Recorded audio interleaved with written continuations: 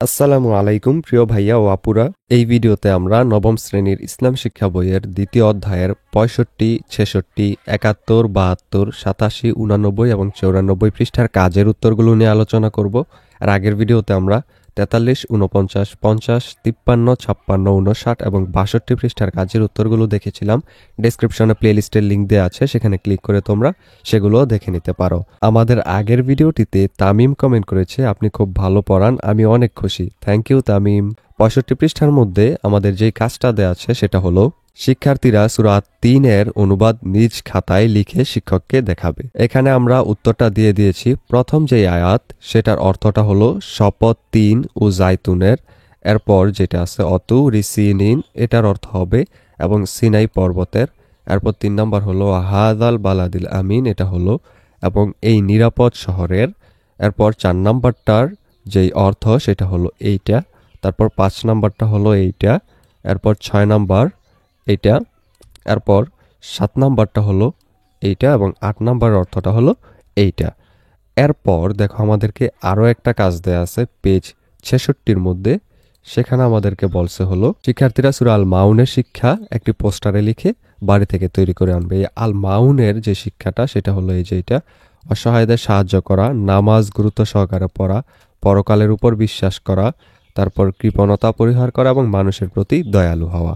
এরপর 71 পৃষ্ঠার মধ্যে আমাদেরকে আরও কাজ দেওয়া আছে। এখানে আমাদেরকে বলা হয়েছে হলো শিক্ষার্থীরা শরীয়তের দ্বিতীয় উৎস সুন্নাহ বা হাদিসের পরিচয় ও গুরুত্ব সম্পর্কে একটি অনুচ্ছেদ লিখবে।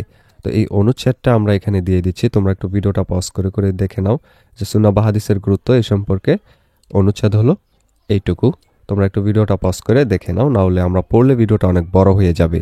এরপর 72 পৃষ্ঠার মধ্যে আমাদের আরও কাজ দেওয়া আছে। এখানে বলছে হলো শিক্ষার্থীরা নিয়ত সম্পর্কিত হাদিসটি অনুবাদ সহ লিখে একটি পোস্টার তৈরি করবে। এটার উত্তর হলো এই যে এইটা: ইন্নামাল আমালু বিন্নিয়াত, প্রকৃতপক্ষে সকল কাজ এর ফলাফল নিয়তের উপর নির্ভরশীল। এরপর 87 পৃষ্ঠায় আমাদেরকে আরও একটা কাজ দেওয়া আছে, সেটা হলো শিক্ষার্থীরা আল ইজমার পরিচয়, উৎপত্তি ও গুরুত্ব সম্পর্কে একটি অনুচ্ছেদ লিখে নিয়ে আসবে। এটার অ্যান্সারটা চলো আমরা দেখে নেই। এই আল ইজমা এই সম্পর্কে এইটুকু লিখে তারপর এটার উৎপত্তি সম্পর্কে লিখবে হলো এইটুকু। এরপর গুরুত্ব সম্পর্কে লিখবে হলো এইটুকু। এরপর 89 পৃষ্ঠার মধ্যে আমাদেরকে আরও একটা কাজ দেয়া আছে, সেটা হলো কিয়াস সম্পর্কে। শিক্ষার্থীরা আল কিয়াসের পরিচয়, গুরুত্ব ও নীতিমালা সম্পর্কে 15টা বাক্য লিখবে। চলো আমরা এটার উত্তরটাও দেখে নেই। এই যে উত্তরটা এখান থেকে শুরু, তোমরা ভিডিওটা পজ করে করে দেখে নাও। এখান থেকে শুরু 15টা বাক্য লিখবো আমরা এখানে। 15টা বাক্য এই পর্যন্ত। এরপর দেখো আমাদেরকে 94 পৃষ্ঠায় আরও একটা কাজ দেয়া আছে। চলো আমরা দেখে নিই 94 পৃষ্ঠায় কোন কাজটা দেয়া আছে। 94 পৃষ্ঠায় আমাদেরকে বলছে হলো শিক্ষার্থীরা শরীয়তের আহকাম সংক্রান্ত পরিভাষাগুলোর একটি তালিকা তৈরি করে শিক্ষককে দেখাবে। এর আনসার আমরা লিখব হলো এই যে এইগুলো। আহকামের মধ্যে আছে ফরজ, ওয়াজিব, সুন্নাত, মুস্তাহাব এবং মুবাহ।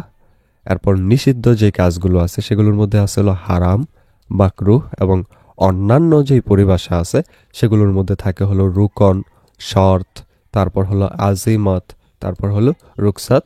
এইগুলো ভিডিওর এই পর্যায়ে তোমাদেরকে একটা আপডেট জানিয়ে রাখি, তোমাদের নিশ্চয়ই এক এক বিষয়ের প্রাইভেট পড়ার জন্য এক এক স্যারের কাছে দৌড়াদৌড়ি করতে হয়। এতে করে অনেক সময় এবং অনেক টাকাও খরচ হয়। কেমন হতো যদি একই জায়গায় সবগুলো সাবজেক্টের প্রাইভেট পড়তে পারতে আর টাকাও লাগতো অনেক কম। সেই কথা ভেবেই তোমাদের জন্য 10 মিনিট স্কুল একটি অনলাইন কোর্স লঞ্চ করেছে, যেখানে খুব অল্প খরচে গোছানোভাবে সকল বিষয়ের উপর ক্লাসগুলো নেওয়া হবে। ডেসক্রিপশনে লিংক দেওয়া আছে, সেই লিংকে ক্লিক করে বিস্তারিত জেনে যদি কোর্সটি ভালো লাগে তাহলে আজই ভর্তি হয়ে যাও সেই কোর্সে। এবার চলো ভিডিওতে ফিরে যাক। এই ভিডিওটি এই পর্যন্তই। পরবর্তী ভিডিওতে আমরা 94-95 পৃষ্ঠার মধ্যে যে অনুশীলনীর প্রশ্নগুলো দেওয়া আছে এই যে এখানে, এই অনুশীলনীর প্রশ্নগুলোর উত্তর নিয়ে আলোচনা করব। সেই ভিডিওটি পেতে হলে অবশ্যই চ্যানেলটিকে সাবস্ক্রাইব করে রেখো।